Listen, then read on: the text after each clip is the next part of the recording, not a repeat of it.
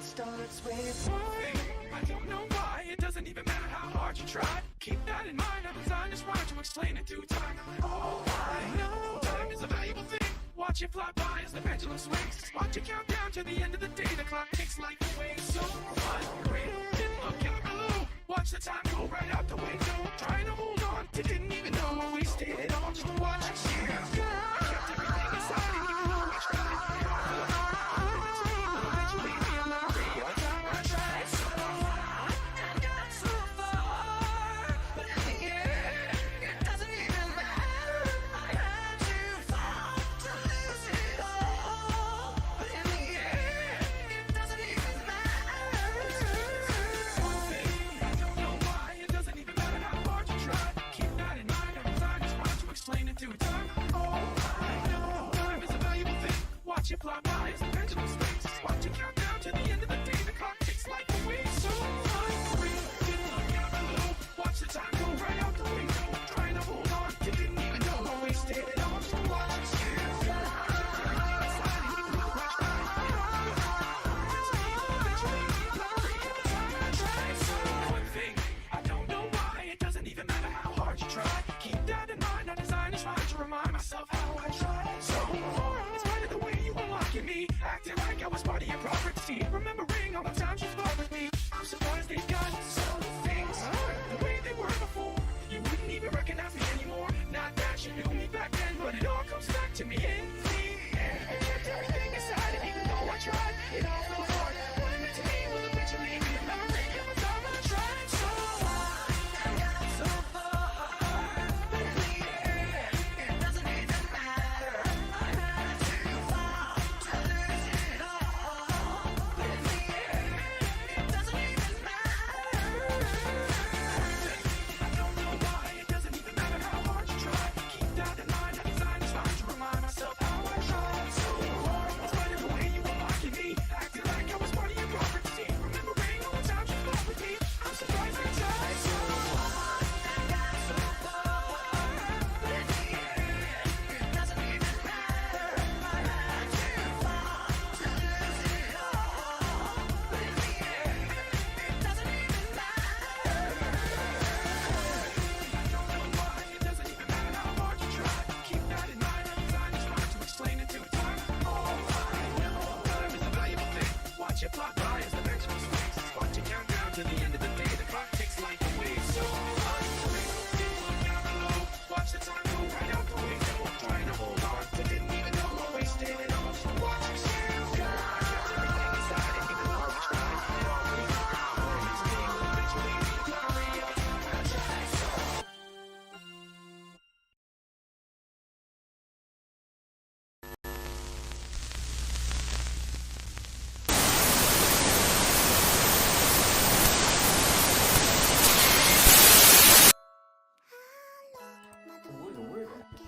How's it going, everybody? Oh, hello. Oh, look at us. We're over here on Kick and YouTube. Oh boy, been a good while since we've gone partying around these days, isn't it? Oh boy. And how's it going, man? Pretty good, I'm assuming, right? Ah, fuck, what are we gonna do for work today? We are probably going to be working on work. We'll do some commission work. Got some lined up.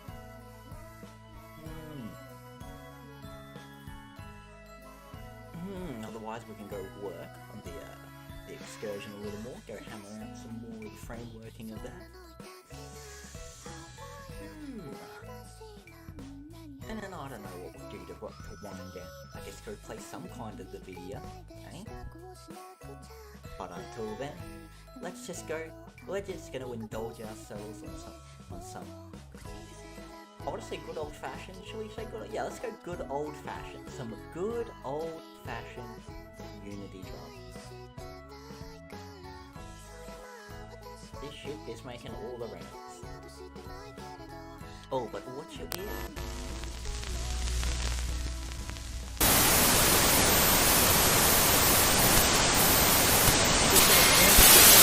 positivity.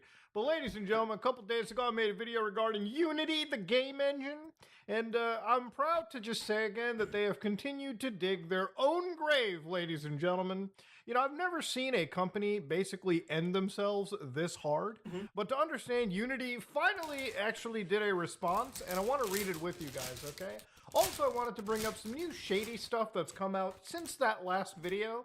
Well, it's been out for a little bit, but we'll get right into it. Unity says, we want to acknowledge the confusion and frustration we heard after we announced our new runtime policy. Now, for those of you who don't know what the runtime policy is, Unity is a middleware game engine, right? So, when you're playing a video game, it's usually powered by a game engine, and Unity is a very popular game engine, as is Unreal Engine, as is a bunch of other middleware stuff. So Godot is a free open source engine, which I highly recommend because you can never trust Unity after what they did on September 12th. So you might as well cut them out of your entire life forever, okay? If you're a game developer, an indie game developer, start using Godot, switch to Unreal, do something else. Whatever you do, don't go to the trash that is Unity. But again, lots of game developers, some of them even have their own proprietary engines, okay? For instance, Cyberpunk 2077 runs on CD Projekt Red's in-house Red engine. Yeah, this game looks good, but to develop your own engine is a very daunting task, and that's why a lot of budding game developers tend to go with Unity because the work is kind of done there. Now, the way that the pricing has always been done is if you make a certain amount of game sales, you pay a percentage of your licensing fee, pretty standard. What Unity was trying to do is basically charge developers on a per install basis of the fucking game. So you gotta understand, it's kind of like if Mr. Beast made a super viral YouTube video and he used Adobe Premiere, and then tomorrow Adobe's like, hey, can you give us a percentage of your YouTube ad revenue? Why? Because I used the tool to make my video? I already paid you licensing fees. Unity wanted extra. They wanted to basically be paid on a per install, per runtime basis of their game. Really, really shady shit. So anyways, Unity decided to address the confusion. Who is impacted by the price increase?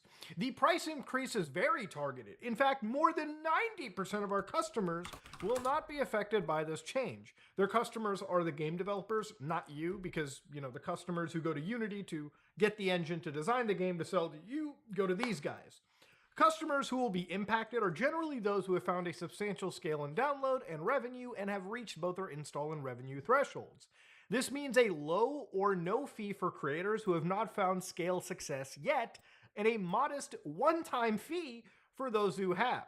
Again, unethically asking for money that isn't yours is not what I consider right. But ladies and gentlemen, the game developers have responded. In their entire letter, they actually said, we want to turn off Iron Source and Unity Ads monetization until their new conditions are reviewed.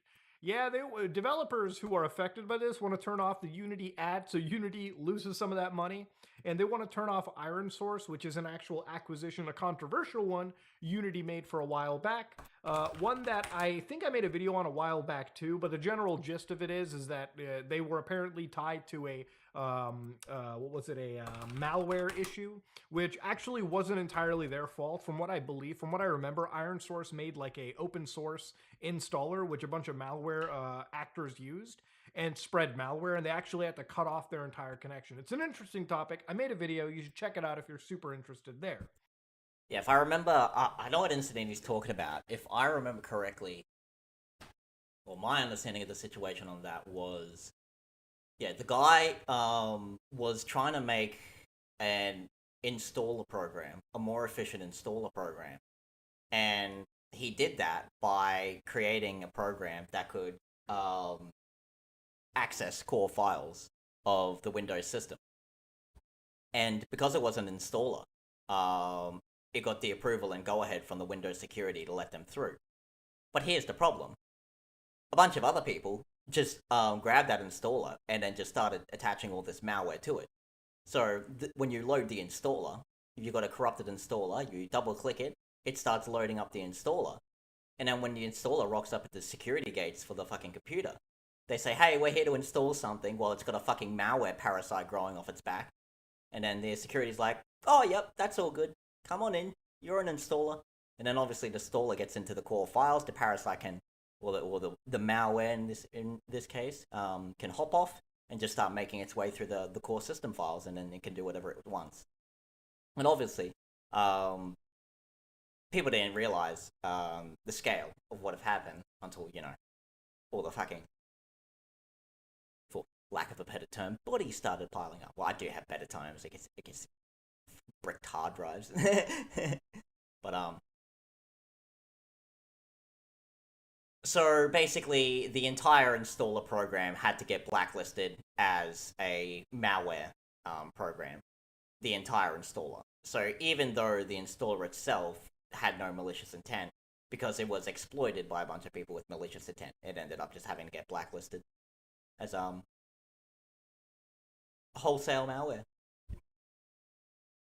And then Unity hired him to do their ads. Inside this letter, they basically wrote that on September 12th announcement, it hit us hard. Effective January 1st, 2024, Unity plans to introduce installation-dependent fees, a decision that jeopardizes small and large game developers alike, made without any industry consultation. To claim, as Unity has, that this new runtime fee will only impact 10% of the industry is not just misleading, it's patently false. It's not even just like game developers, like one person saying it. There's an entire collage of angry responses from game developers. So you've got one from Massive Monster who've made a response.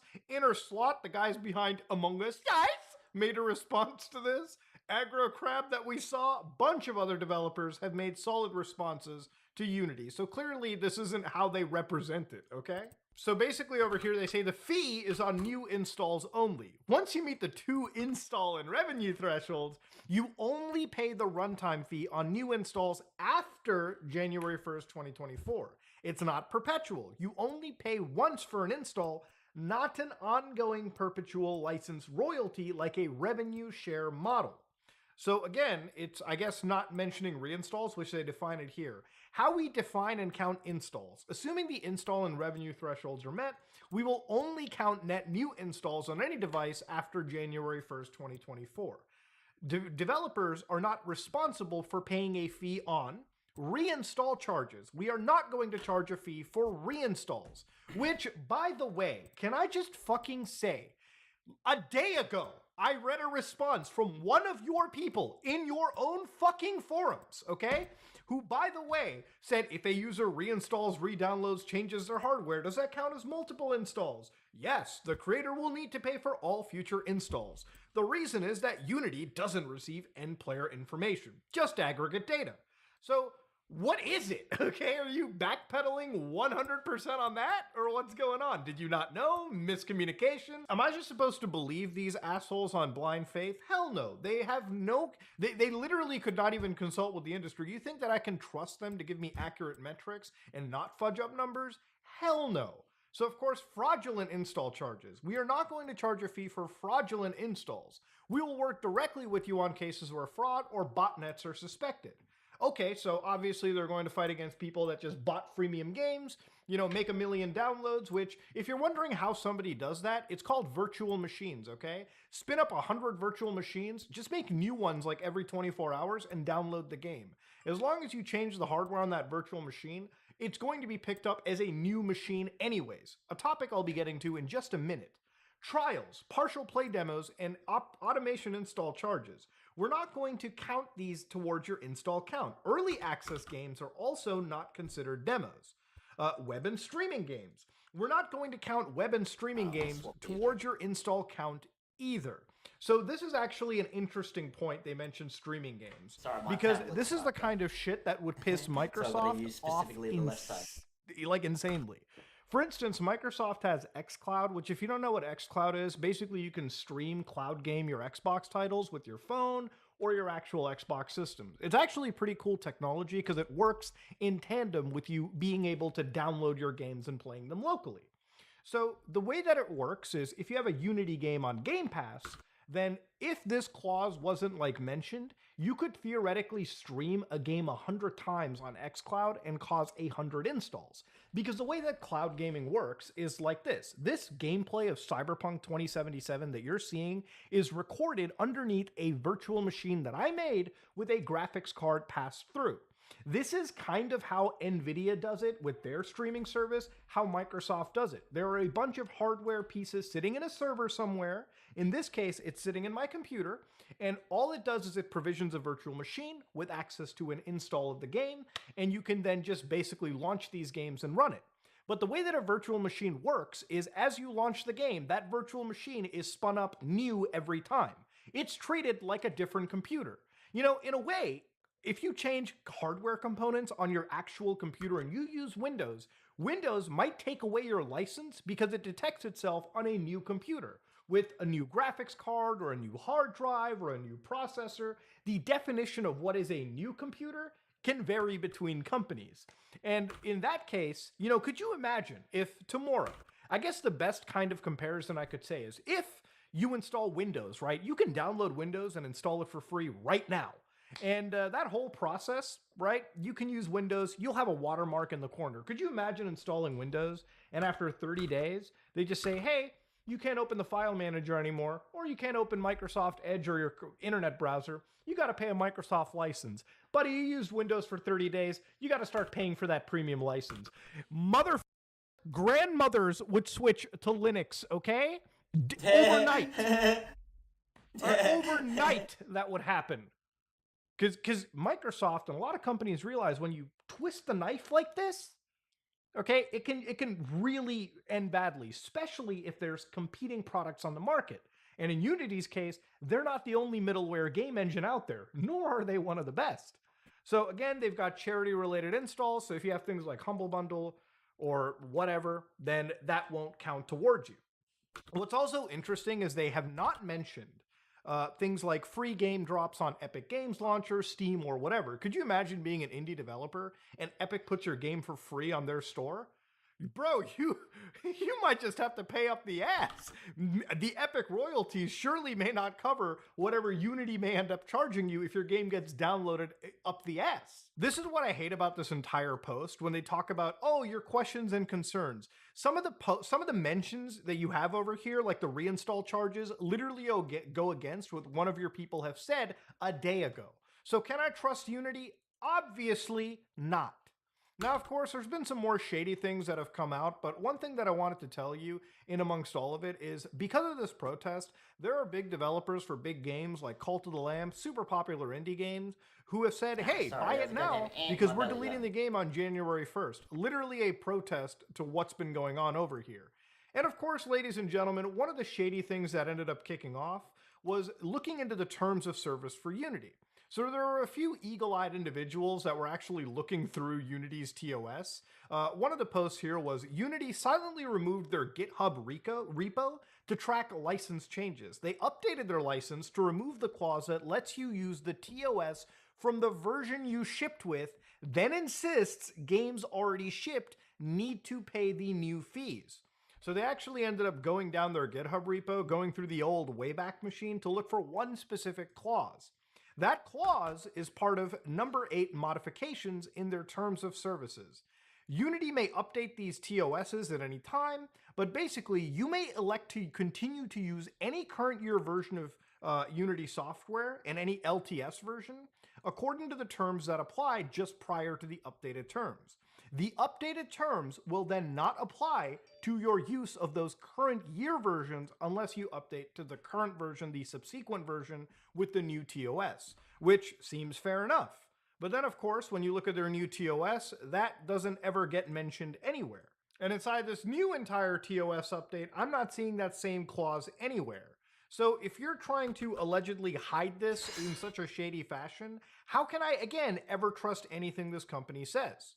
You know, and this company is led by the same asshole, John Rosatello, who, by the way, one time back in 2022, called out mobile developers who don't use their monetization fucking idiots. Now, of course, he backtracked this like he should have, but again, can you ever trust this asshole ever? Can you trust somebody this evil? Last time I talked about him, I showed you how this guy thought that you might be incentivized to pay $1 to reload your gun in Battlefield. I'm turning the game off In fact, I'm breaking the CD in half and pissing on it, all right? That's what's happening if your game ever did that to me, John. So no, I'm not going to be financially incentivized. And also, one thing that John should realize as a businessman is Battlefield wasn't the only game on the market. There was Halo, there was Call of Duty. Now, people are just spoiled for choice on what shooter they play. Inside here, they mentioned Unity announced that it will merge, this is back then, with the ad tech firm ironSource, and basically amongst this, the partnership will give developers who use the engine way more ways to monetize and rise above the noise, according to actual Unity's general manager.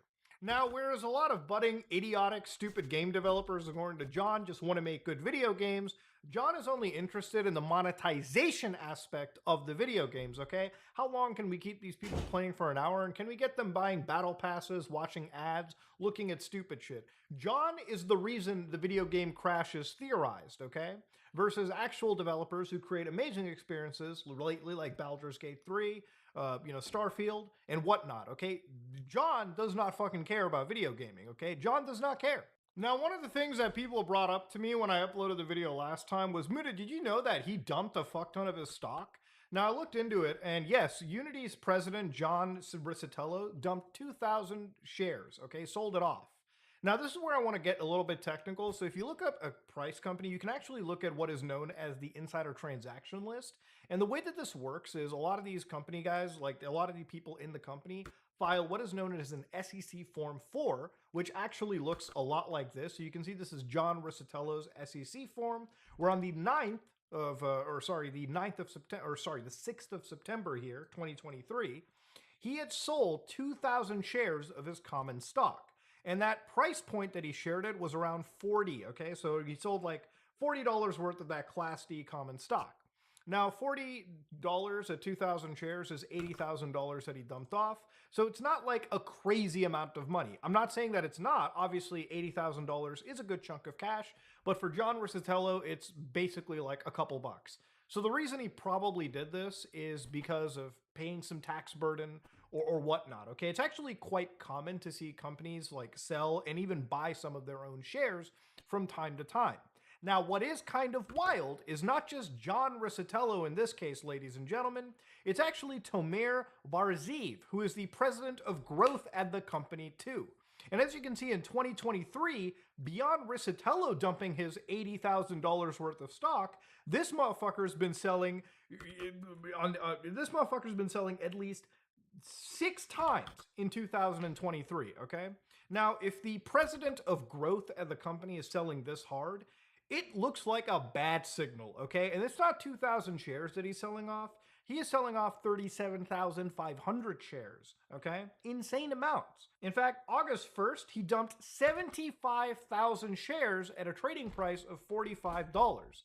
Compared to John Riccitello, what does that look like? Let's do the math. 45 times 7,500. Oh shit, son, $3.3 million. God damn.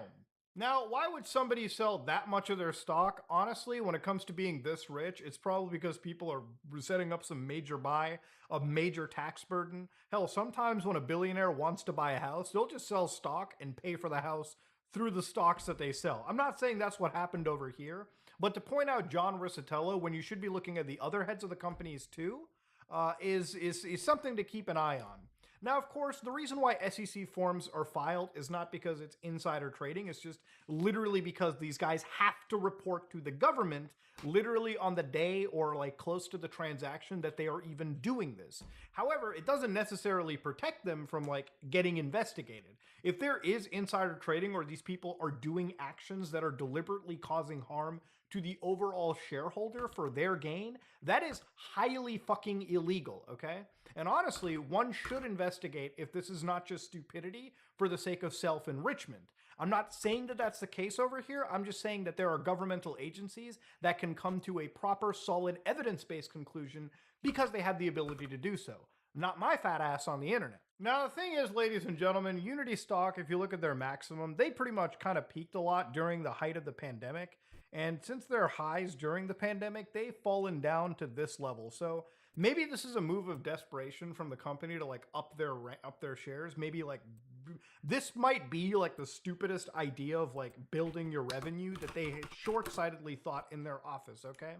But what I have learned today is even if they do backtrack on every single thing that they've done, this should never be trusted again. Unity as a company has dug their coffin, and if you're a game developer, if you are, you should never ever use software from a company that's decided to take a blatantly disgusting step like this. It might even be beneficial for you in the long term to even think of building your own engine instead of relying on these fucking scumbags. But ladies and gentlemen, this is what I wanted to update on. They have decided to finally nail their coffin. All right, back then, you know, a couple days ago, they made a big boo-boo, but they're sticking to their guns. And since they're sticking to their guns, they're going to be 6 feet under if, you know, this is what they're going to do to game developers out there. But ladies and gentlemen, that said, Unity is terrible. I wanted to update this video because there has been a few updates to it, obviously, and there's been a couple of, you know, interesting little rabbit holes to go down in this entire situation. That said, unless something major comes out, you know, unless the company fucking defaults, then I'm not going to care. But one thing I did want to mention here too is in amongst all of this, Unity unfortunately had faced a fair amount of death threats at their office and was shut down, okay? They shut down some of their offices, and I think they even shut down a town hall just because of this. And that's never okay. If you want to win in the world of optics, this is always bad, because all John Riccitello and the scumbags in Unity are going to say is gamers are taking this severe. Why are they issuing death threats? Death threats are never okay. At the end of the day, this is like game, engine issues, okay? This is a game engine. It's not the biggest deal in the world. What Unity is doing is threatening the livelihoods of a lot of publishers, a lot of independent game developers out there. But responding with death threats makes you look bad, okay? Simple as that. In the grand scheme, if somebody from outside is watching in on this situation and they're seeing death threats put against a company where they have to shut down offices out of their safety, that's just optically terrible. And it's not a normal, healthy thing to do. That is going way too far. What you can do, the best thing to do, if you want to actually shut down their offices legally, switch to Godot, open source, or use Unreal, or use any of their competitors, okay? Because the best way you can make John Riccitello cry, okay, is if you make a share so goddamn worthless, he can't even afford a box on Skid Row. But that's not how it works. He's just gonna sell all the shares and fuck off to another company and do it all again. Just like Bobby Kotick. Why wouldn't he? You know, human flesh are not bound to the companies. People can come, enter and leave a company as they please.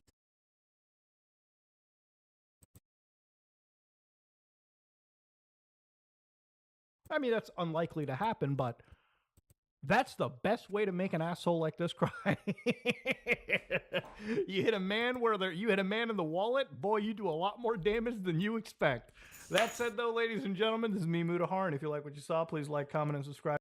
But like he said, yeah, you hit a person in their wallet, you'll do far more damage than you expect. That's exactly what Unity has done to their entire audience.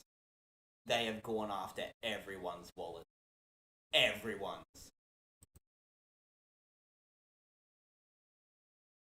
It doesn't matter if you think the vitriol against them is acceptable or not. It can't be stopped. They are upfront. Like, Unity is set to upfront fuck up people's lives. They will fuck up people's lives.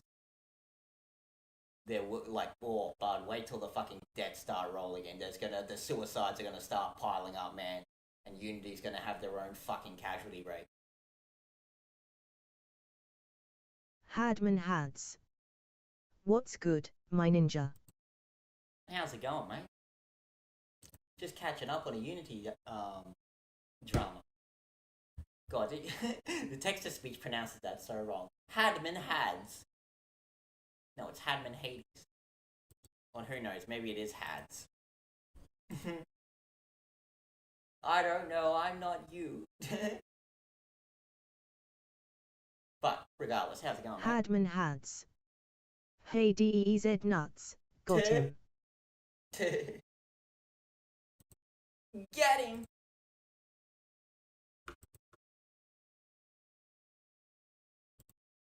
Sorry, I'm just looking at reference pictures for colors in the background.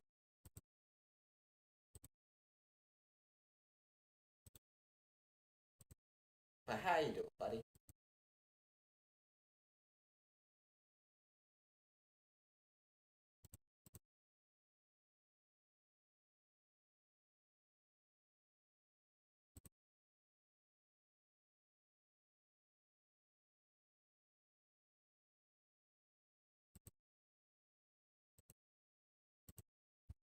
I'm just like to be Hadman like an eye. Hads. Doing well, just killing my last shift before Lissa gets here tomorrow at noon. I'm excited, and a little nervous for her parents to meet my XD. I know it'll go fine, it's just one of those things. How's yourself? Yeah, not too bad, eh? Showing up tomorrow at noon, eh? Wow. Alright, let's... let's see if I can squeeze this one out then in time.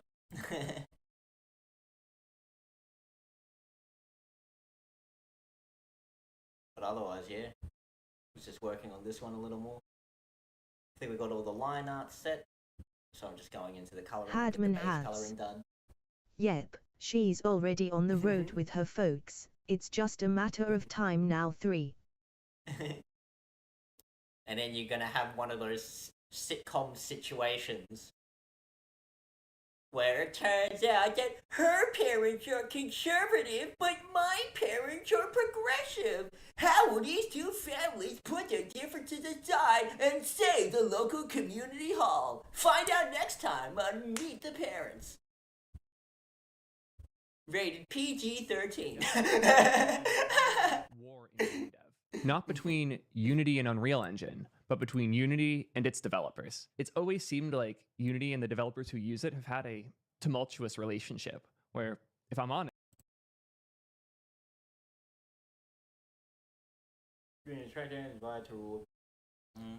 Far more likely that developers will I don't know a that. single Unity dev that actually enjoys Unity. And it seems like the Unity devs have gotten increasingly frustrated with Unity as a company and a provider of software and game engines. But Unity is not one to be topped. And they decided to one-up their community by showing that they hate them even more. I cannot actually believe that these pricing changes were put out the way they were. What the hell am I talking about? Previously, developers would pay for the number of seats they needed, Hadman which is the number of Hads. developers working on Well, Unity you at their see, company, we're and just would pay a not flat gonna license talk fee. politics. Cause that's not far off. XD. I think hers are center right and mine are center left. But my No mom's way. the only one who still keeps up with CNN, so she still thinks the world is ending. No, unfortunately, we're still gonna be around for a good while longer. No, Mom, we're not all gonna die. Trust me, I've tried. I guess that's fair. I've heard. Well, I haven't really heard it. I've fucking seen it. You know, yeah, you Yanks get real fucking savage about politics. Sometimes pay a percentage of their sales. Usually not, though. That was it. You'd pay Unity their fees and you'd get back to work. They've decided they want to change that model, though, and not in a way where if you use an old version, you can keep using the old license. They're hard switching over at the beginning of 2024 to a model where you're now charged a flat fee for every installation of a game using Unity. That's not every purchase of a game using Unity. That's not every time a user starts playing a game based in Unity. That's every time someone hits install. So if I go to Game Pass and I download all of the Unity-based games in it, every time I do that, the developer of that game might be paying a fee as high as 20 cents for every install. That's insane, especially when you consider how many free-to-play games are being made in Unity. We don't even know if a pirated copy of a game is going to count against this or not, because Unity has had zero It will. transparency in how they're actually tracking these things. So By the way, Unity did respond on that. So when Hadman people ask, Hads. They also decided not to move back to Florida because my dad, quote, isn't sure if he wants to live in a state where the governor's going to war with Disney. Father dearest, Disney is trying to become a sovereign nation and enslave its workers. Maybe DeSantis is in the right on this one. well, what do you mean trying? They are their own sovereign nation. Which is exactly why it's a terrible idea for DeSantis to go to war with them. Mate, Florida is not a sovereign nation, but Disney is.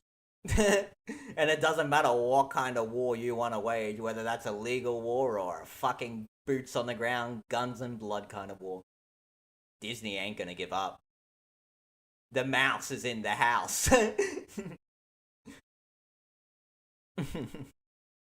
I mean, hey, it's a funny fight to watch. The mouse and fucking DeSantis go at it.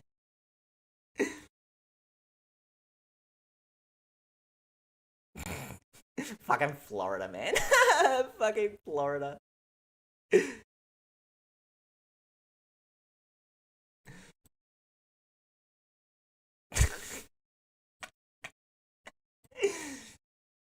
God, only in America. Only in America can an animation company end up becoming this have its own sovereignty and end up as this micronation, and then several decades later, the local state government goes to war with the micronation, not over anything about freedom or independence or worker abuse or anything like that. No, because Disney is too woke. That's the reason they decide to get rid of them. As far as I know, DeSantis has put the hurt on them financially because of the legal war they are going to, and Disney attempted to wage it because they wanted certain rights to the property they were paying for that basically would have made Disney extraterritorial. Oh, yeah. Well, from DeSantis' end, I feel like there's actually no real positive outcome because, again, from my understanding of it, it seems it's very, like, ideologically, like, popularity-based motivated. I don't get the impression that DeSantis is doing this with any real practical intent in mind. I feel like he's right-wing, Disney is the woke, so he's gonna go pick a fight with Disney. And so, yeah, he might be causing a lot of financial damage to Disney, but, like, think about it. If he ends up getting rid of Disney, that's gonna leave a massive black hole in the Floridian economy. Because, again, Disney World itself isn't just making money on its own. People have to come to Disneyland, so they have to go through the rest of Florida and have some level of interaction with the rest of Florida. So the money that's going towards Disney is, even if the money made inside Disneyland is not going out. Janet I have Jane. no idea if it is. But, Hey, Chili. Hey, how's it going, Chili? Oh, hey, Janet. So Starfield's come out, and it sounds like the joke I made earlier turned out to be absolutely correct. It's just a space dollhouse and everything else sucks. So how are you Janet liking the game? Jane. Because apparently it's your perfect game. Wow, nice animations. VTuber girl boy. Yeah, boy. It's all the rage, don't you Hadman know? Hads. My vague understanding is that it's not as political in that regard, because the issue isn't over the ideology, it's about Disney wanting to be able to have their own set of laws within Disney property that would have given them exemptions to state laws. Janet Jane. Well, again, Yes, it is, but I don't care about Starfield. Janet Jane. No, barely runs on my PC anyway. Well, there you go. Another 5.5 for Starfield, it sounds like. But guys, it's one of the greatest RPGs of this decade, guys. Isn't Bethesda cool? Well, but on the point you said there, Rex, again, from what I understood, in relation to Disney wanting to make itself, or have even more legal exemption from Florida, that happened in Janet retaliation. Jane. Maybe not specifically in Baldur's retaliation, Gate but 3 was popular. works and is fine, though also looks better than Starfield and it's a top-down game lol. Yeah, and for double points, Janet, it has this weird thing that seems to be lacking from a lot of AAA games. Content and gameplay. I mean, the only reason I'm kind of about Baldur's Gate is because I'm more of a fan of Divinity Original Sin. That's just it. I just like that universe more than the Dungeons and Dragons one. But I'll probably end up getting Baldur's Gate 3 eventually. I'm just in no rush. Yeah. Oh, so the Disney thing. Yeah. I don't know if it was specifically in retaliation, but I know one of the big, the big popular fucking talking point was DeSantis and the Florida government wanted to have blah blah blah McGay bans or whatever. I don't know what the fuck it was actually about. And obviously Disney, having most of their market being a more progressive audience,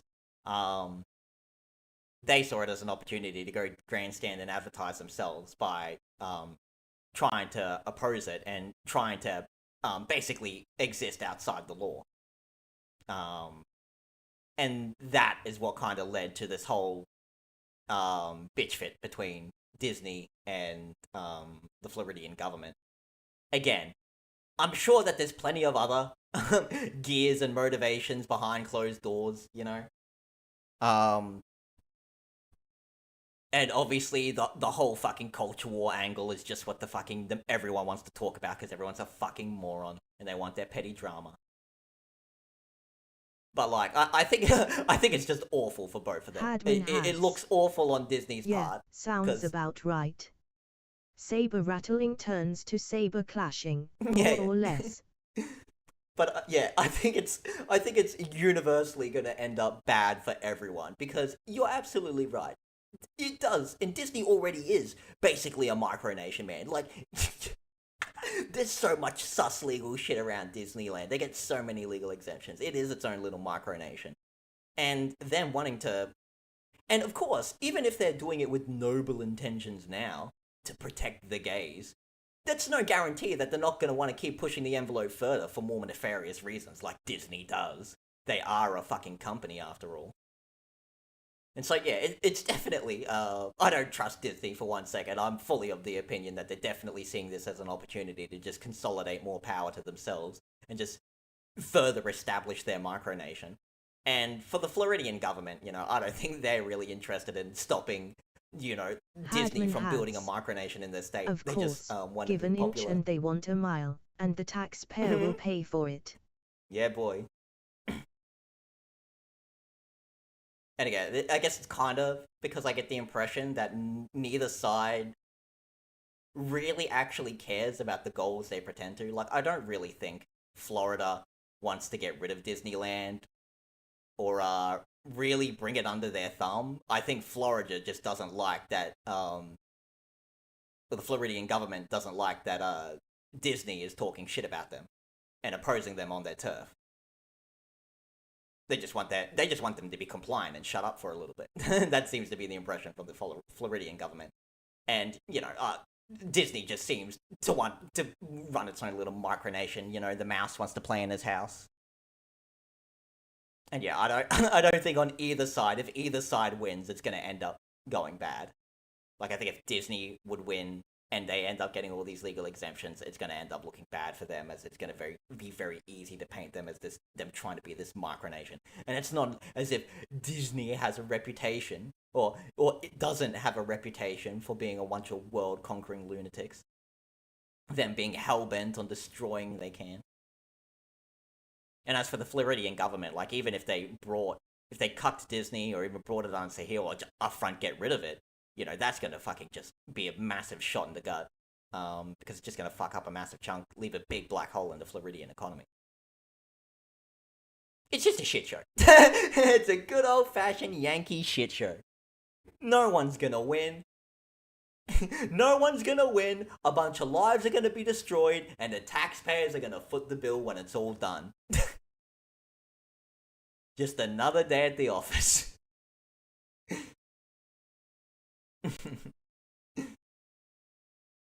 Hadman Hads.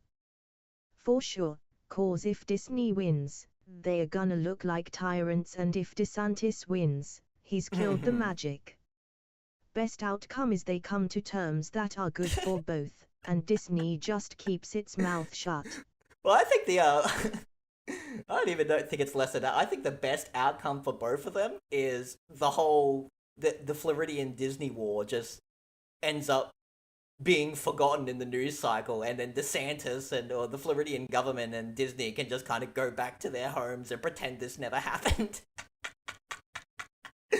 They could just go home. Ron DeSantis can be like, well, I talked shit about Disney, so I made a stand. And Disney can be like, yeah, well, I talked shit about the Floridian government, so I can pretend I made a stand. And then they can both go home, giving the illusion they achieved something.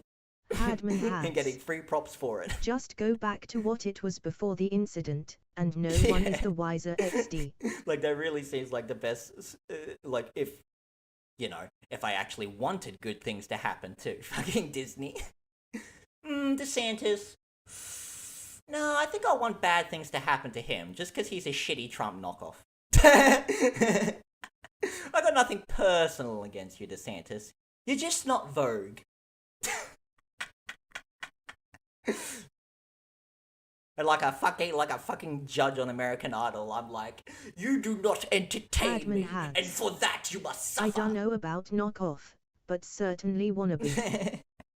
Well, my dad always calls him the Donald Trump cover band.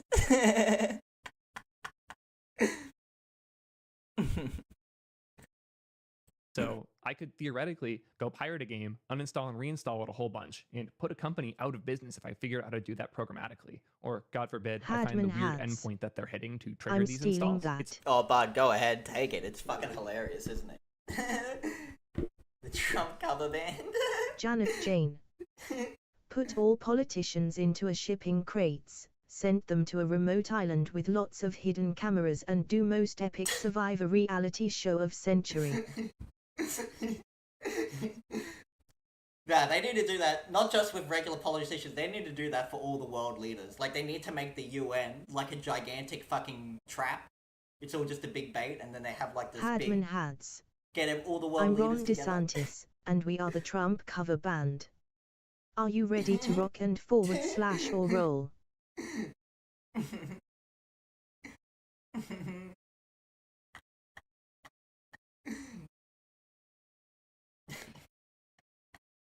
The fucking Trump cover band. But I 100% agree, Janet. That would, if nothing else, that'd be great television. I, for one, have always been of the opinion we shouldn't bother having wars.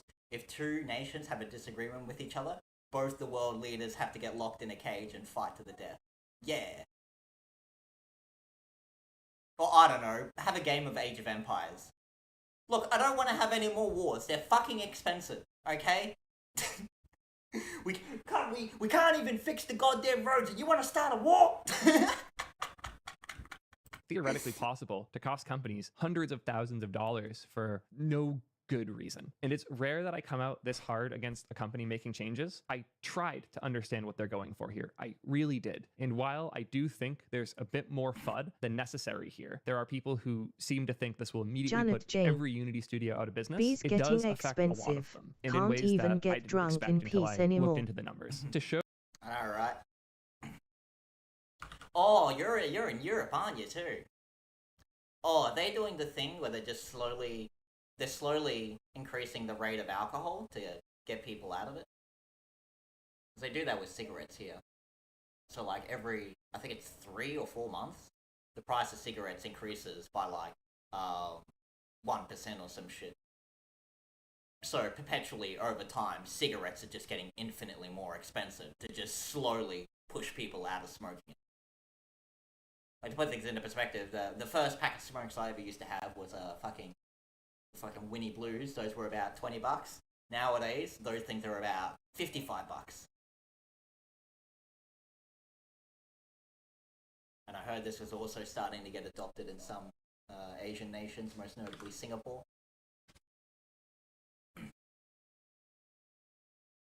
So I wouldn't be surprised if the EU wanted to have something of a similar vein.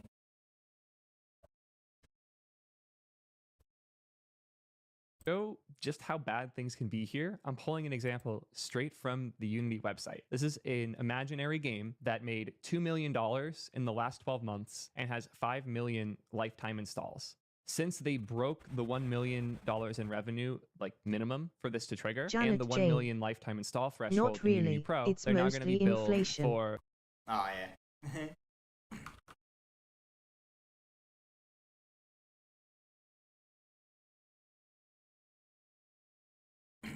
I guess I haven't noticed too much. I don't really drink beer.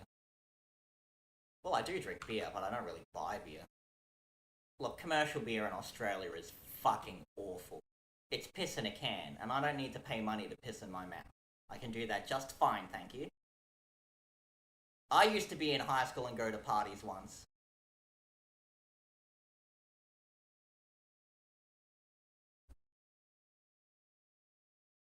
I got a sweet gig now.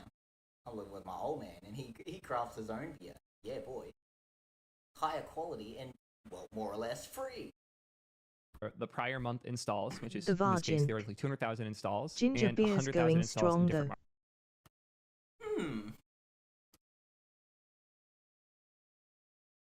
You know, I might have to agree with you, Varg. You know what? You The have Vargin. put me in the mood for a Also ginger beer. make your own like me. Do it. Own Janet ginger Jane. beer. Cigs and beer cost the same as they did other than gradual increases, but it's between different products and shop chains. Okay. Interesting. And how's it going, Varg? How you doing, bud? We're just I'm just doing some commission work for Rex. I'll have him in Hades there, and we're listening to the Unity drama, all that good shit. Got to keep a fucking eye on me bloody phone. So I'm because I'm using my mobile data because can't haven't showed up to put in a new NVM to get the internet working right. So I'm just running off. Janet mobile. Jane. I got 30 gigabytes. We got a fun little store chain that sells romper beer that's 12% in power, and it's been relatively the cheapest beer as long as you bought it in 4 packs. Nice. markets because they want to price it differently. God, I wouldn't mind. Were you Polish, Janet? I can't remember. But I would love you to try European beers. The Vargink. Hey mate, yeah, going okay. Just gaming and yeah, watching the click button receive 30 cents lol. Hadman hats. That awkward feeling when the slowest I can talk is still too fast for someone. Janet Jane. Story of me Yes. life, mate. Poland strong. Yeah, boy.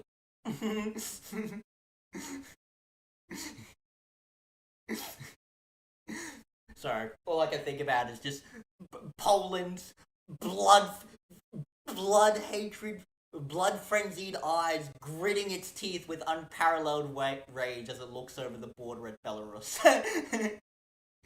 And Belarus's dumbass shenanigans.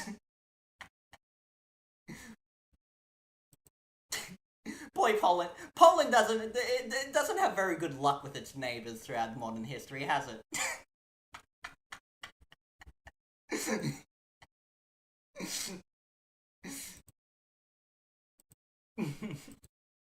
Based on which markets the installs happen in.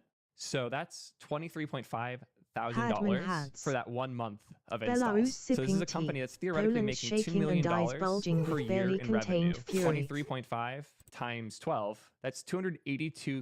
And then Belarus like, why are you so mad, Poland? We did not do nothing. We are good friend. Thousand out of their 2 million in Belarus, revenue. so So innocent, 282 didn't do divided by nothing. 2,000. That's Janet 14% Jane. of their revenue. 14%. I'd be okay with inflation Are you if we kidding? got That's 14% of their WW3 right revenue now on and it top of destroyed the both fees they're Russian already and paying Belarus to the forever. different services they're selling their game through. So if you're selling your game on Steam, for example, you're already paying 30% to them.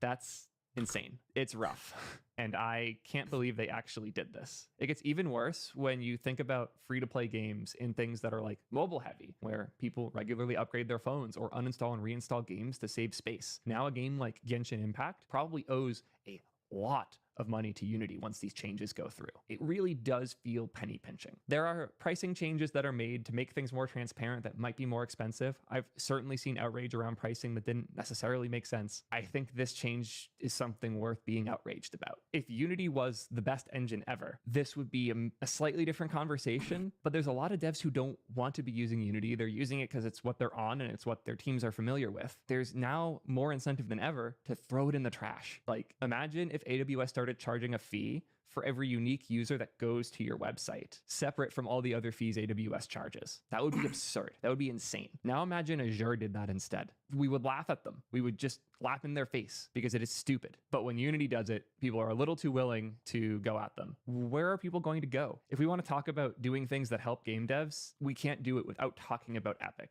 They've pushed so hard to improve conditions and revenue for game developers. The big thing they did, which I know isn't popular with the gamers, so hear me out, guys. Epic Game Store is a massive win for game developers. Epic did a bunch of cool things to really innovate around the model, not just for big AAA studios, but for indie game devs, going as far as fronting thousands of sales in revenue to game developers ahead of release, so they had the money they needed to finish their games. And God forbid they Gonna didn't grab sell enough some copies mead to I've cover the had front. on the shelf for a year now. I'll get pics of my setup. Yeah, boy.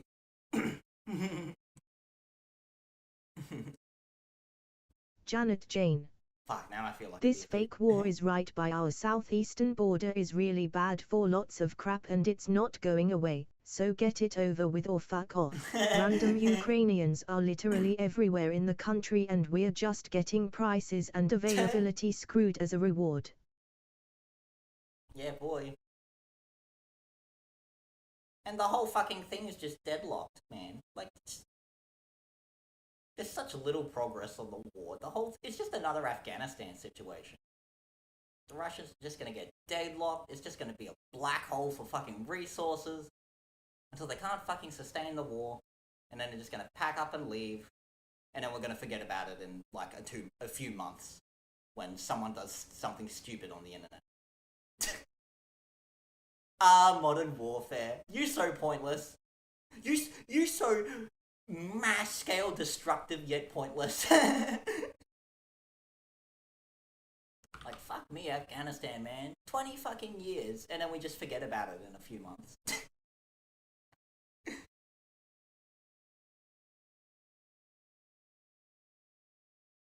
Janet Jane. Worse, it's like World War I. Somehow they managed to revive artillery duels and massive trenches. Well, that's the thing, because neither side has a good enough air force.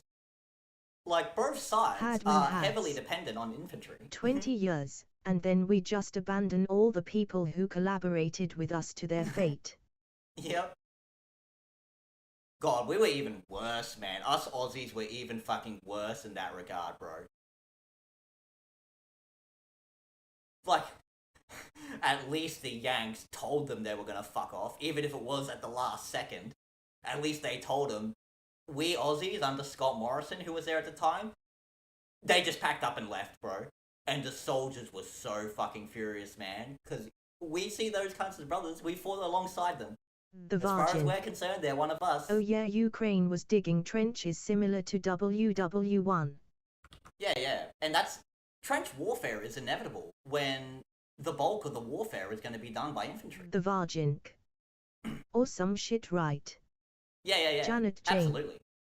And minefields. Minefields in minefields. Bro, I heard you like mines. Go to Ukraine and just start picking up random discs and boxes you find on the ground.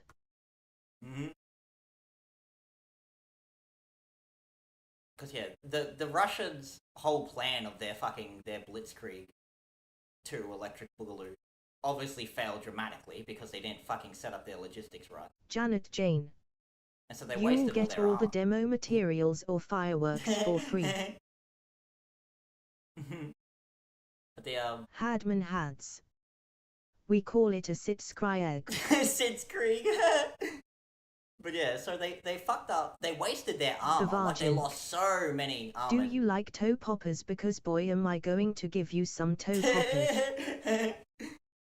Yeah, like the Russians wasted their mobile armor and shit like that. Completely wasted it. They tried to do their dumb blitzkrieg without any proper infantry support. So a lot of the trucks just drove out into the open, they got stuck on roads or on fields, or they just ran out of gas because they weren't properly supplied and shit like that. And then because they weren't supported by infantry, then just a bunch of some random dudes can just show up and steal tanks with tractors or just drop a grenade in there. It's just a disaster, man. And then after that, they had to fire off all their missiles, because that was the main two things, from my understanding anyway, the main two things about the Russian military was their abundance of tanks and their abundance of missiles. But here's the problem with missiles. Missiles can only be shot once. So they fired off a bunch of missiles. They did a massive chunk of damage on their initial assaults. But now the missiles are running out. So what are you going to keep doing? Do you want to keep firing off these missiles to kill, to kill this barely second world country? So you can ultimately win a giant pile of ashes and charred corpses? And you also got to remember, America still wants you dead. China's going to eat you the first chance they get. They're going to cannibalize you the first chance they get. So is India. So it's not like Russia's not confident enough to go... Like, again, this is another weird thing about Russia. They're in this... Hadman they're in a has. half total war. Hell yeah, charred corpses get me off. But yeah, like, this is another thing of, like, how insane the Russians are conducting this war. They have a half total war.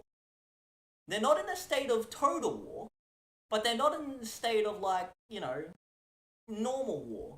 They're in a half total war.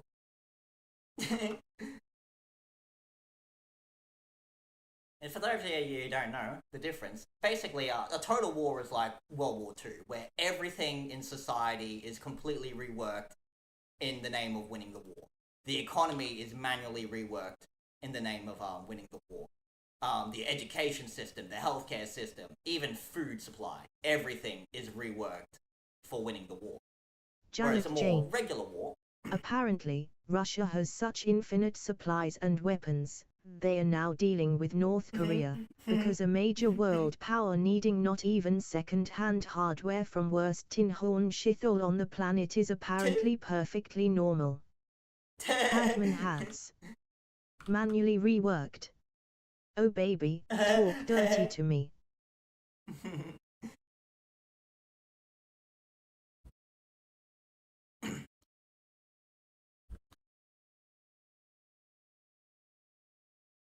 But yeah, so a normal war is like America and Afghanistan, where, yeah, they were having a war, and there was a lot of investment into it, but it's not like all of American society centered around that war. There were a lot of people that could get by in their life without even knowing the war existed.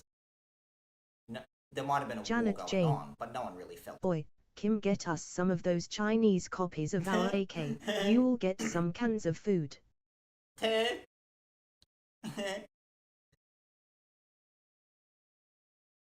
Well, okay, Russia, but you're not gonna portray us like the Americans. No, because after the Americans, then the Chinese portrayed us. Nah, we're not gonna portray you. Are you sure? Because China said you have a long history of betraying people, Russia. No. Well, okay, I guess I can give you a gun. North Korea just want to hang out with people. Oh, yeah, that's cool. North Korea's The so Virgin. lonely. Just so happy to hang out with someone I'll not give gonna the take advantage Ruskies of one them. thing. They are MacGyvering some wild shit though. Well, yeah, they kind of have to. They have no choice. Like, again, I don't... no discredit to the Russian troops. At the end of the day, they're just soldiers fighting a war. They're just doing their job. And they're trying their best to stay alive. Again, the disaster of the Russian campaign entirely on the fucking admin. Chain of command and fucking politics. But it is funny to see some of the inventive shit that's going on. And kind of see how this war has just evolved into just Hadman a has. combination of trench Should and have drone spammed warfare. echo. They should have.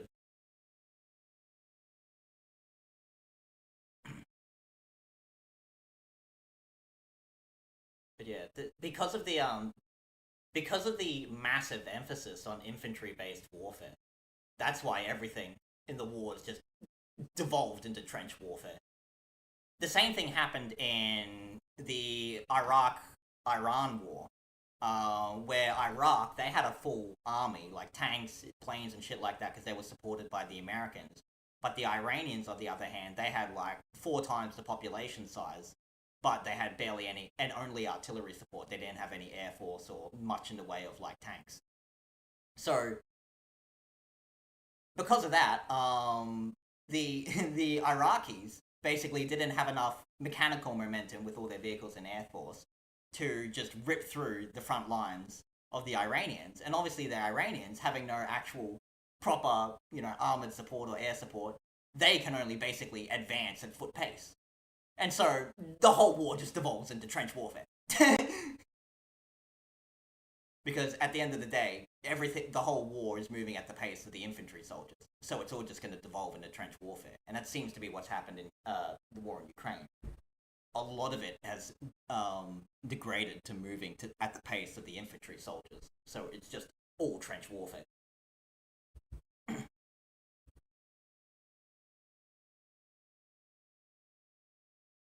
Because although, what do you call it, like World War II was definitely the most popular case of trench warfare. Trench warfare will just happen if two infantry groups go up against each other for a prolonged period of time. Because that's just the natural strategy. If your group gets into a firefight with another person's group, and you don't immediately rout each other or kill each other off, then you need cover. So what do? People dig trenches. And then they camp in those trenches so they can protect themselves while they're trying to kill the other person. Again, if you got air support, you don't need to dig a trench. You just wait, your air support's going to come in, and you can follow up the air support with your own attack. Or if you've got tanks and shit like that, you can also move up with those. But you can't do that with artillery, though. Because artillery has to be packed up and moved. Artillery basically moves at the pace of the infantry. Not like tanks. Tanks can move beyond the pace of the infantry, and obviously fucking jets and helicopters can move way beyond the pace of the infantry. That's why America, in Afghanistan, didn't have to devolve into trench warfare, because they had plenty of mechanized warfare to keep everything mobile. They had all the armored, well, quote-unquote armored Humvees and shit like that. They had plenty of air support. Too much air support, some might argue. Plenty of tanks and all that good shit. So they don't need to devolve into trench warfare, because they can just... Hadman Hads. They don't Should have to have play by the spammed infantry heavy rules. tanks. Super heavy tanks, like Hitler always wanted. Epic would just eat it as part of the contract. They were explicitly looking to make sure game developers could get through the hardest part, which is finishing the game and getting it published. But this isn't the biggest thing Epic Game Store does. The big thing is their 12% revenue share versus Steam's Janet 30%. Jane. That is a massive, infantry massive groups. difference. So if I'm giving 30% I've seen to some Steam, hilarious 40% to my drone publisher, footage of I'm one left with group 30%. going through the Once a game field goes by on a sale, that forest and becomes like suddenly stopping. Camera zooms out a bit and shows another group of enemy soldiers just walking right by them less than 10 meters away, oblivious. The first group waited for them until they went into the forest patch and gunned them all down with some guy just casually milling around while others were firing. The guy milling around, he's probably the sergeant or whatever, or the lieutenant. So he's not actually meant to be doing fighting necessarily. He could just be doing the Overwatch, making sure everything's in order.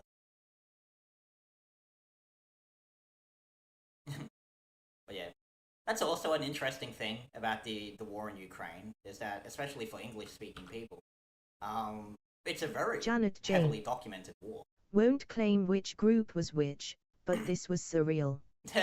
Hadman Hads.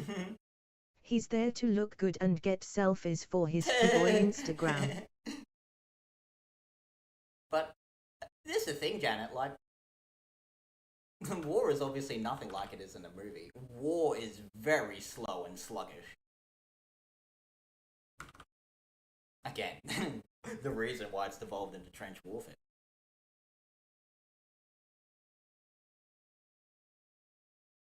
And yeah, there's this whole war just seems to have just come to a grinding halt. Everything just seems to be in a state of stagnation. Nothing is getting done.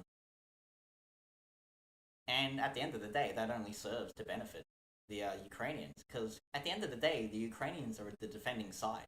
The Ukrainians don't have to win. They just have to not lose. That's all. Russia has to win.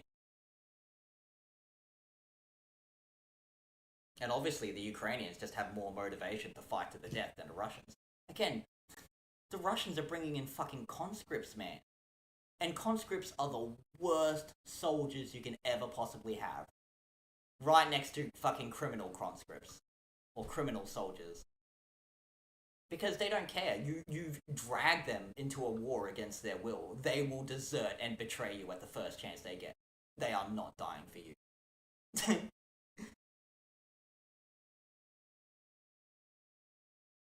And again, they're not even doing proper again, they're doing this weird half total war where they got conscription, but we're only conscripting certain types of people. It's got this weird half total war. Like, what the fuck are you doing? The key to winning an offensive war is winning it quickly. Anything else, and time will just continue to tick in the favor of the defenders. Absolutely correct. Janet Jane. Absolutely. Afike. Vast majority of conscripts are from Eastern Russia. Kremlin is dreading having to conscript from major cities. Yeah, undeniably. Because they know when it reaches the major cities, when the war comes home to the major cities, people are going to start rioting like crazy. Even worse so than they are now. They're able to obviously repress a lot of the riots and shit like that in the big cities. And all those protests. But that's because, at the end of the day, for a lot of the people in the cities, their lives haven't really changed. You know, obviously brands have disappeared, prices have fumbled around. But for a lot of them, they can more or less continue their regular existence. And so they don't really care. But if obviously cunts start getting dragged against their will to go die in some fucking war, people are going to crack the shits like crazy. People like in the Eastern Russia where they are doing it, people are already cracking the shits. Like I've heard all kinds of crazy stories about what happens in recruitment over there. Plenty of incidents I've heard of recruitment stations getting terrorist attacks Janet on them. Jane. My favorite Russian resistance so far was that fat guy who chained himself to McDonald's when the chain declared they are closing in Russia early last year. Adorable. I appreciate his commitment to his faith. Blessed be the golden arches. I'm loving it. Amen.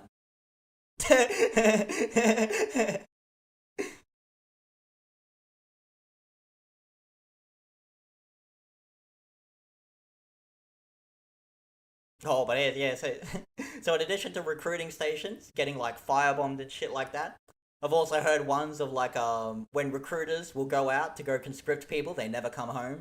They'll just go out and basically get murdered by the people they're sent to recruit.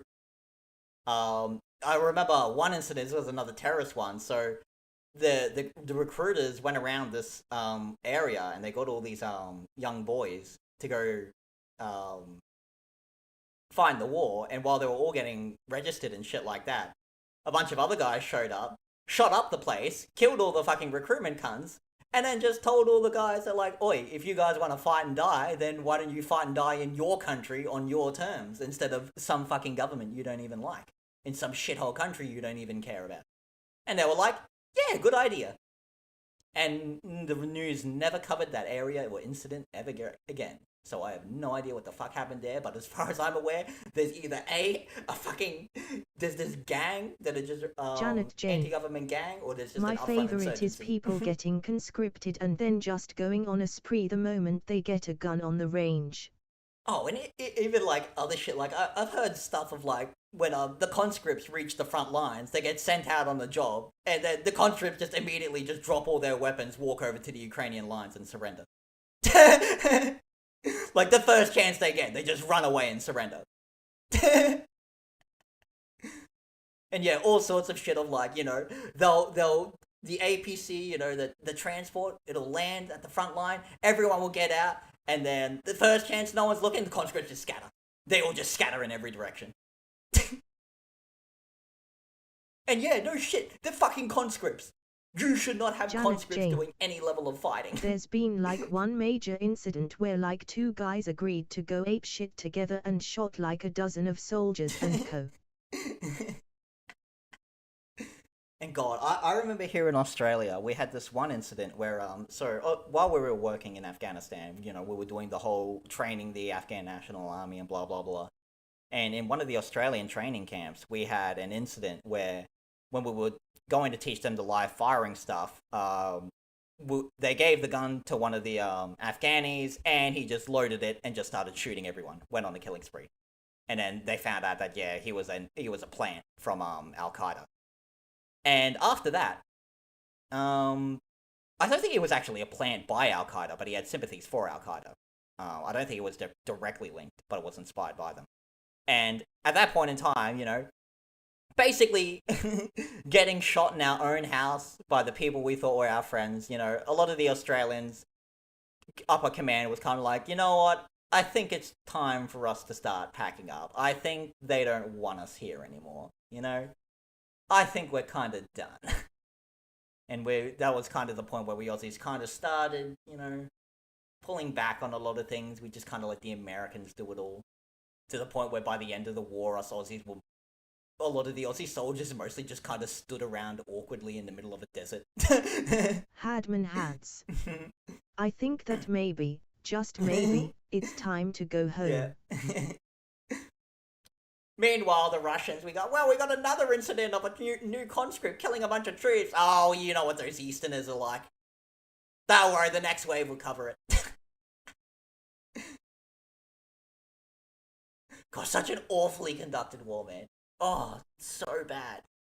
I've seen third world nations conduct more fucking coherent wars than this shit, bro. It's so fucking bad, man.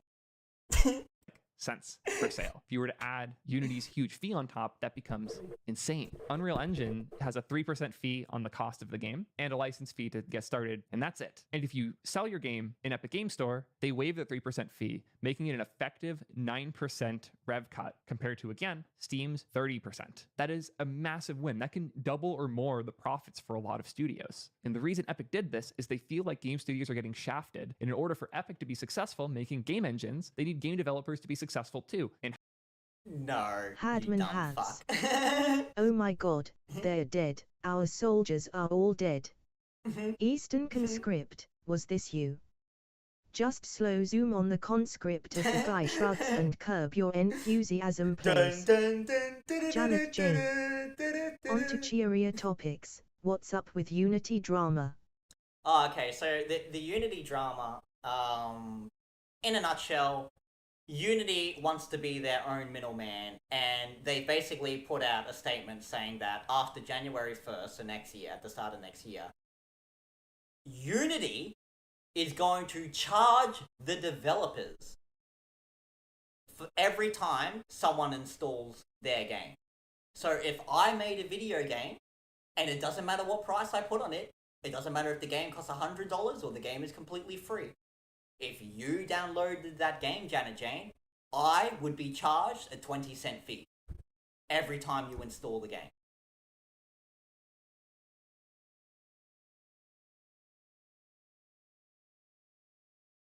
Janet Jane. Oh, they are offing their own company then. Yep. It is just corporate suicide. Well, actually, probably best to say it's corporate autoerotic asphyxiation. They are choking themselves to death to get a boner. For their own self-absorbed satisfaction.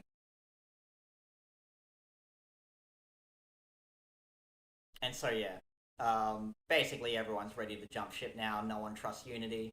So either a lot of the indies, like me, are probably going to head to Godot. Otherwise, the people that have a budget are probably going to go to Unreal. But I don't know what this guy's saying here, that Unreal cares about fucking game developers. No, they fucking don't.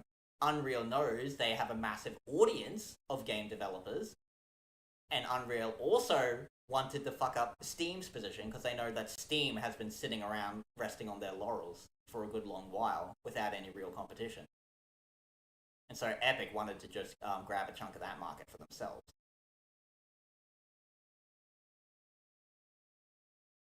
Now, mind you, I do agree, this has led to plenty of positive outcomes. I mean, I'd say that Epic Store at least has a purpose in existing as opposed to fucking like Ubisoft Store or EA Store.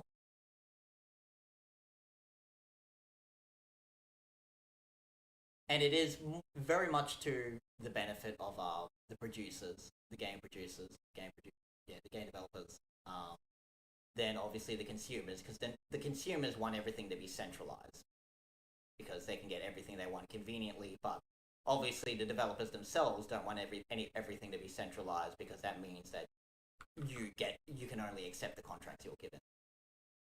And people didn't mind Janet Steam. Jane. Like, I don't think. There's like 1,000,000+ Unity games, Mhm. cheap and good out there. Their conclusion. Milk it. Screw Yeah. them. Not, Okay. maybe we should promote our shit harder instead.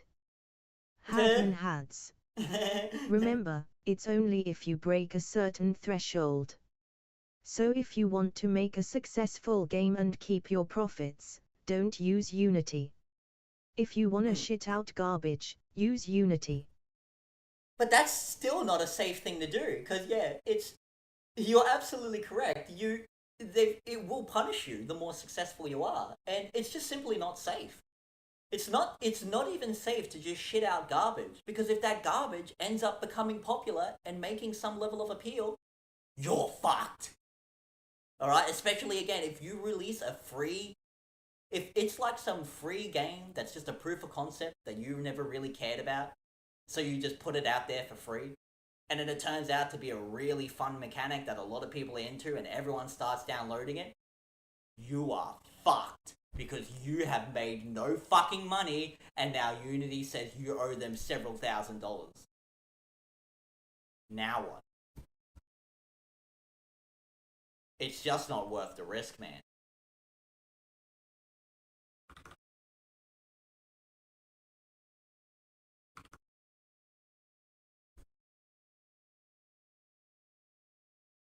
So yeah, this is just basically what you're seeing now, is that everyone, all the Unity devs are just gonna scatter. Sorry, Unity, but you're not special. I'm sorry, kid. You ain't all that. You're just another engine. You can be replaced. I mean, I just finished learning fucking Unity, making Hadman my first game. Hads. I wish I could have been a fly on the wall at the meeting where that decision was made. I know, right? But yeah, like I learned programming. I programmed my first little game following a tutorial on Unity, and well, now I've got to go pack it all up and go try it on Godot now. Luckily, I was still planning on learning Godot anyway.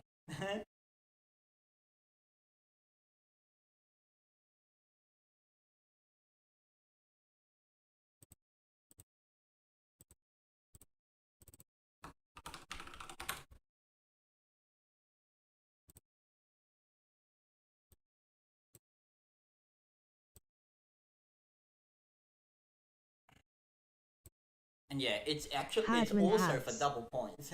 So, had Unity hit the skids before this decision, or were they being greedy? Oh yeah, this is obviously this is a lot. This is a fucking the final destination on a long road of fuck ups, as is the nature of these things. You don't fuck up this hard out of nowhere. Basically, I think this guy mentioned it before in one of the other videos. Unity developers have kind of had a resentment with the Unity company, because they've just become more and more overbearing and more trying to control their own product and shit like that. Keep a stranglehold over their developers. And so while a lot of people like the engine, and obviously they like that it's very popular, it's established as opposed to Godot, so it's got all these, a lot of convenience features, plugins, but community made shit, blah blah blah. But over the last couple of years, they've just pivoted away from, because Unity basically built itself on the idea of it being, oh shit, we made a terrible miscalculation.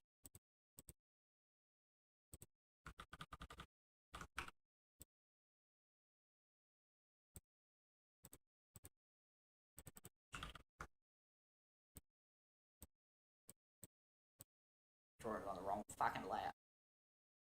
Princess Leia. There we go. Ooh. Yeah, so they had price Janet increases Jane. before. Unity, easy to start, asset flip heaven, make your next hit game with us. Yeah, boy. Hadman Hads. They sort of build themselves up as being the entry-level game engine. Yeah. Shrimp I subsiup. Hey. how's it going, bud? We're just talking shit about Unity. But yeah, it got its reputation as both being an entry level game engine, but was also powerful enough to do full big budget titles as well.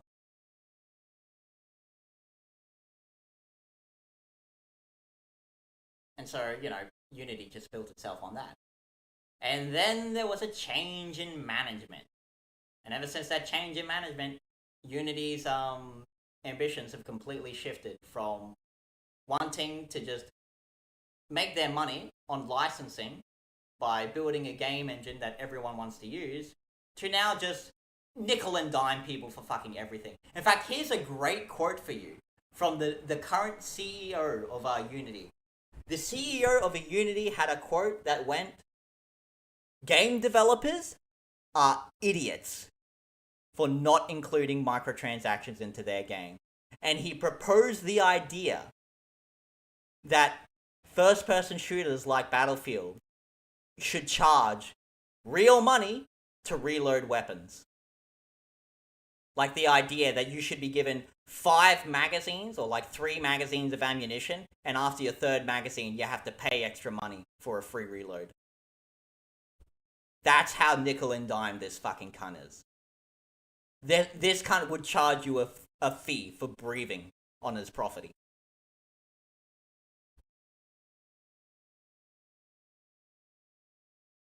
And so obviously, yeah, he's just been... That's greed and delusion on a scale hitherto unheard of. Yeah, boy, not since Bobby Kotick. And again, that's why I'm very much of the opinion he's going to follow in Bobby Kotick's footsteps. He's just going to squeeze Unity dry for every nickel it can, squeeze Janet all Jane. the blood out of that stone, and then when First it's game dead, just fuck engines, off. next the code. Pay $5 a month to fall in cents to Elsif.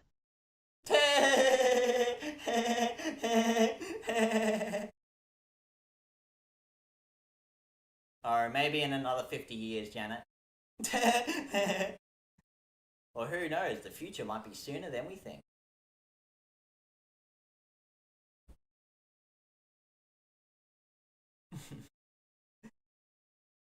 But like, absolutely corporate suicide, man. Like, I've seen it from a lot of people. Like, even the people that are like trying to sympathize or try to understand Janet Unity's Jane. position, they're just like, Hello what the world. fuck is this? That's $1.99. Your first string is free, but all other string variables must be paid for.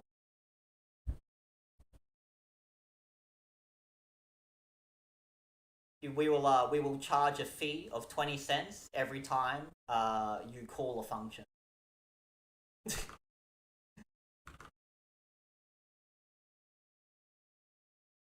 Have more money, have more resources, and make more great games. And it really feels like Epic and Tim Sweeney have put their money where their mouth is here and done a lot of things to help game developers be more successful. Going as far as literally killing Fortnite on iOS, a multi-billion-dollar a year cash cow, Your in order code to warm the exceeded courts up to the 500 idea of lines. alternative app You need stores to on upgrade to mobile, premium. specifically so different payment options. Oh god.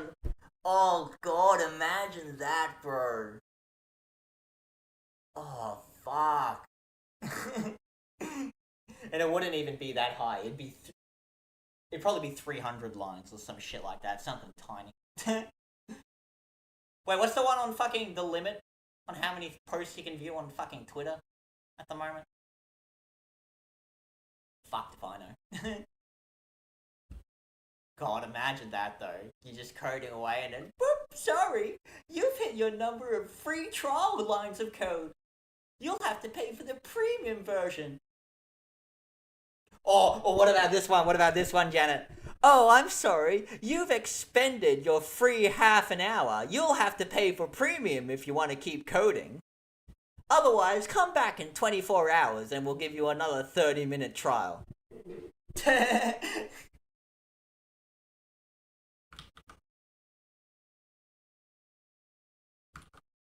Meanwhile, fucking Unity's just watching Janet in the Jane. background of the stream. Fuck, these are really What's good a ideas. Twitter? Did you mean X? X. Two. X. Two. X videos. Oh, actually, on the topic of Twitter, hey, I saw this little one. What was it? So there was a Valorant tournament, and at one point during the Valorant tournament, the camera cuts to Elon Musk, and when after the camera, it only cuts to him for like a few Even seconds. better, man. it's per character. See how fast everyone magically is on the tab side of the code debate.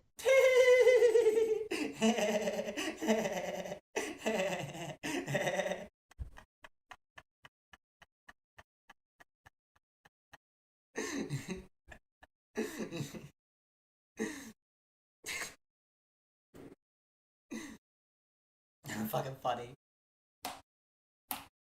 Nah, but I love tabbing in code. Sorry, I like to have all my code clearly readable. I'm a fucking moron. But anyway, yeah, so Elon Musk. Shrimp eye subsiup. Yeah, they show Elon Musk for only a few seconds, and then the entire crowd starts booing him, and then starts chanting, "Bring back Twitter." To try and close. Janet Jane. Can't be from in here, surely. Elon Musk man, somebody completely lost the plot. He should stay with his car and rocket Yeah, toys. so. Damn. Must be nice. Should fuck off back to Africa with daddy's money. Here, surely. 10 to 5. Focus back on the game now. Paper X. Another challenge for them. 10 rounds. That's funny.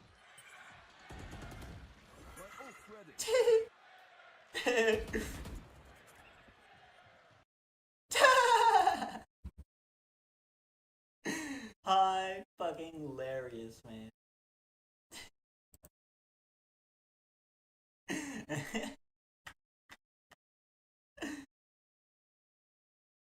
This guy, Unity Dev tries Godot for reasons 2 days ago. Gee, I wonder what inspired him Janet to get Jane. into Godot. Don.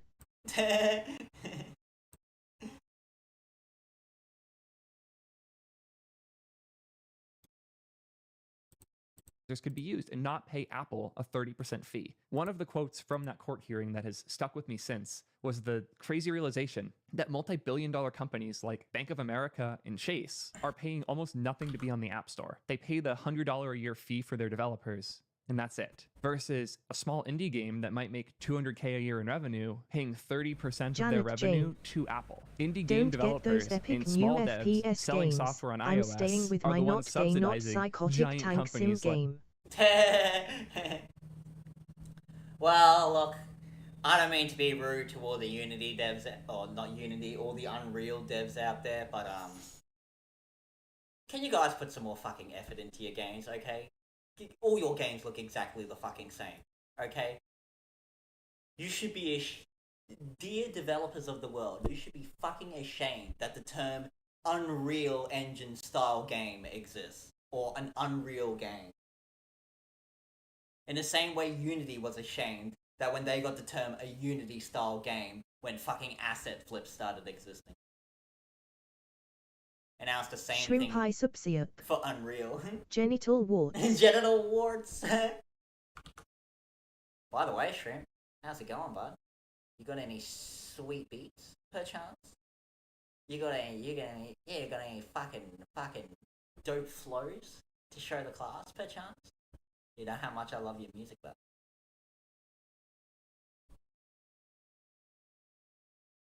The Vargink. Oh hey, did you know that CDPR are moving to Unreal with their next games? Yeah, They of course said they that are. at their shareholder meeting a few weeks ago. Yeah, of course they are. Janet Jane. Everyone Oh yeah, is. Unreal style. It is a thing and been for probably pushing 2 decades now. Yeah, but it's definitely Vargin. way more prominent. Means no nowadays. more Red Engine for anything. Yeah, boy. And you know, fucking 343 is doing the same thing. Their next game, they're abandoning the Infinity engine. Why was a waste of fucking money, wasn't it? You built the whole fucking engine, and then you're too lazy Shrimp to fucking eye make use subsia. of it, and then you just gotta leave it to starve. I am very tired, sir. But I posted a wild cover recently. The Darko one is super cool, but the Velvodinia one is nasty. Ooh.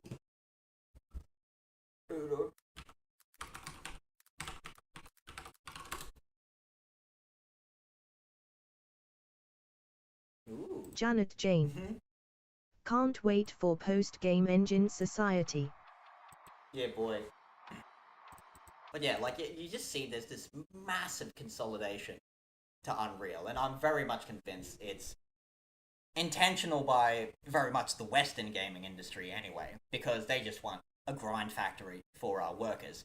Because obviously a big problem with having an in-house engine is you're going to have to teach people. So you're going to need both veterans and amateurs working together. So the veterans can teach the amateurs how the new engine works, the kinks of the engine, how to use it correctly, and blah, blah, blah, while they're developing.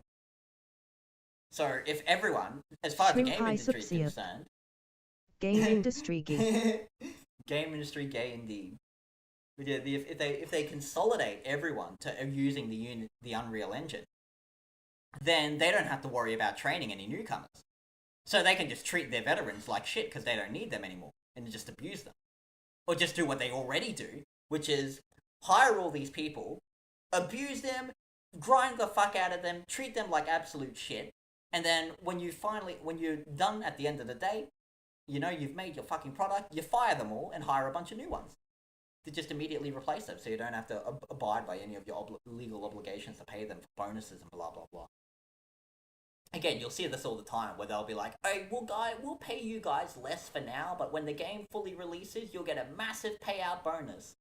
And people are like, oh Shrimp yeah, pie we'll take the bonus. Abuse me game dev senpai. So they promise all these massive bonuses, like, oh, after the game is released, and then the day before the game releases, they have massive layoffs. And again, with so many people, everyone consolidating to Unreal, they don't give a fuck anymore. They can always just find new slaves. What are you gonna do? Unionize? Bah! Bah! Bah!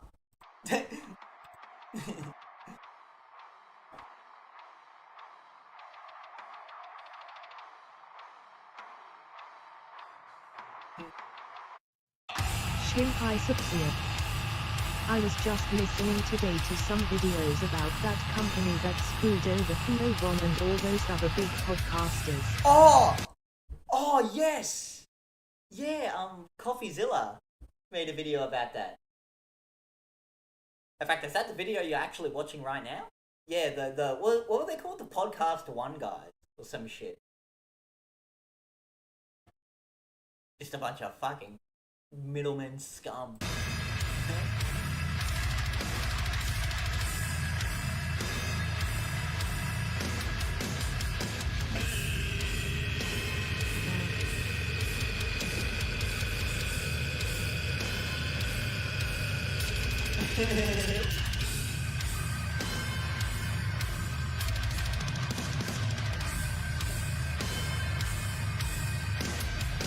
Janet J. I like classic EA tactic. When game becomes successful, execs come into the studio, start firing all the senior devs, replacing them with hacks and start promoting the shit out of shittier and shittier sequels. See Dragon Age.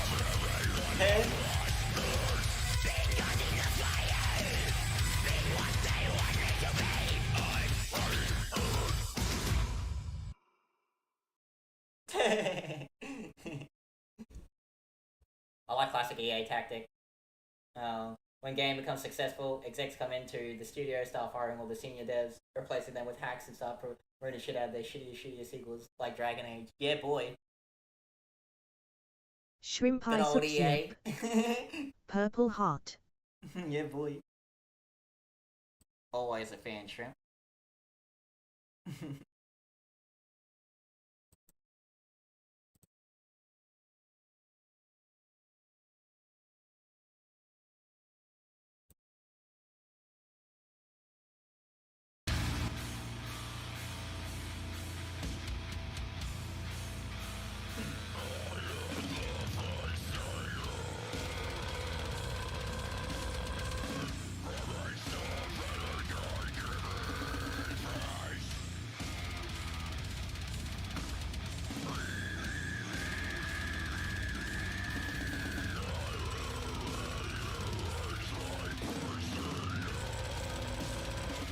Shrimp eye subsia. Oh boy lol.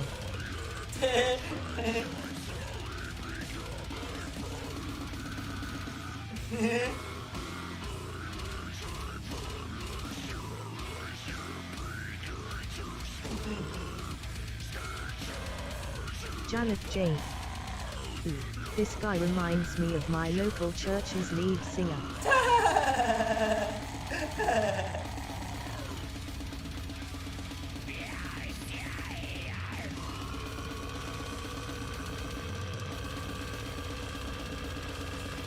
Shrimp eye subsia. Rolling on the floor laughing. Janet Jane. The only guy wasn't a total shit show on my grandma's funeral.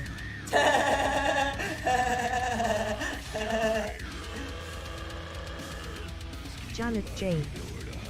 Good fucking voice.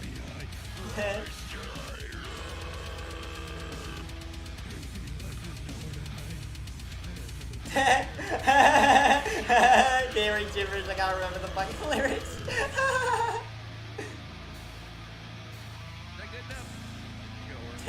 Shrimp eye subsia. LOL thank you.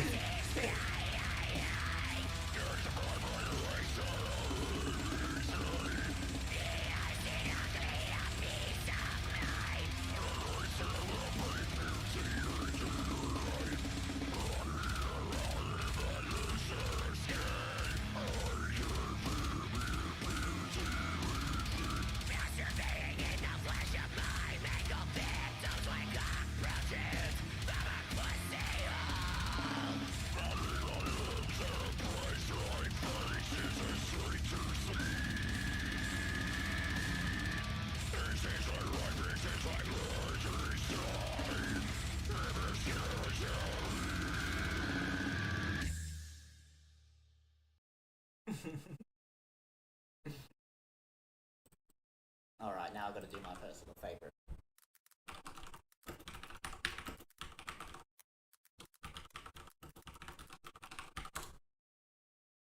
Yeah, boy. One of these days, Shrimp.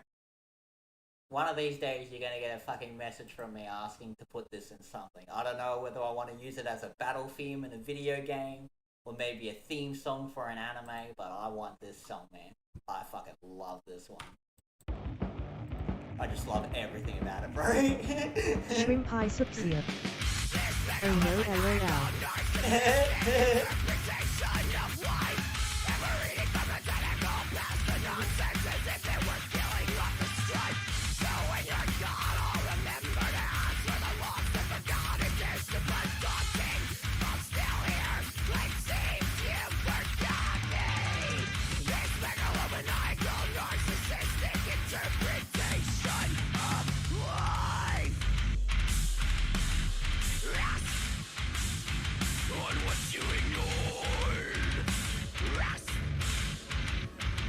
Shrimp eye subsia.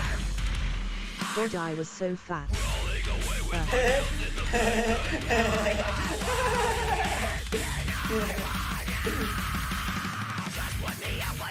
Savages.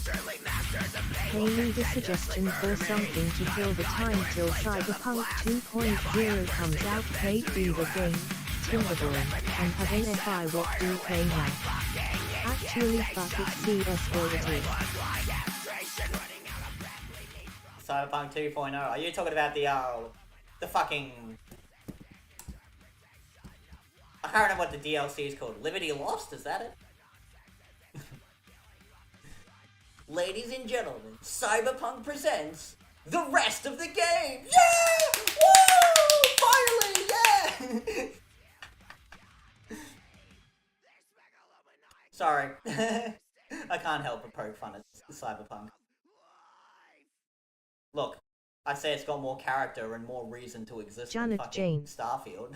Phantom Liberty. Phantom Shrimp eye Liberty, there you subsia. I'll ask Mitch if it's okay. I'm fine with you using it for sure. go. Haven't talked to Mitch in months. Oh, true. Restream.io. Trophy, congratulations. You've received 100 messages today with Restream chat. Good work, everybody. The Vargink. Phantom Liberty LOL. Yeah. Nah, I'm just gonna call it Cyberpunk the Phantom Limb. There you go. The Vargink. But 2.0 update comes out next week before the DLC comes out LOL. Okay. Janet Jane.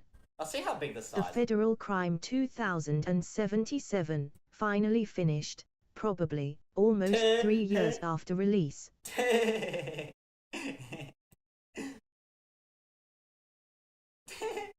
There you go, there's the new update. Cyberpunk 2077, the new DLC, Phantom Limb.